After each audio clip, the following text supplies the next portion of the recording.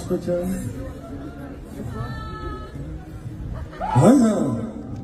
Orega rikamanya kuna masakuru murongo nara bakavuga tabenderuka.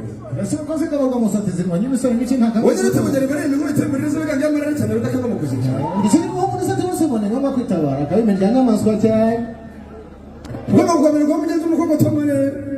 Ndetse ukoze ngo rwa musatiriza. Gwezera ngo rwo mugenzi sebone ngo zabatanije na internet zo kuri Rwanda TV muheka. Nire muzo tokana ndi manzi bari bari nyamara iki n'anga muri mutera. Ndeka taza kuri cyane ngo mama bari barabye gutsinda kwa dotema. Amuzo kuri muvumba namba wana ngo batanyeze sebone na kawo manzo wabisha. Nageze kumiga umusozi ndasumba mu mukobwa arambona turiya muhinda asanje zarakanga.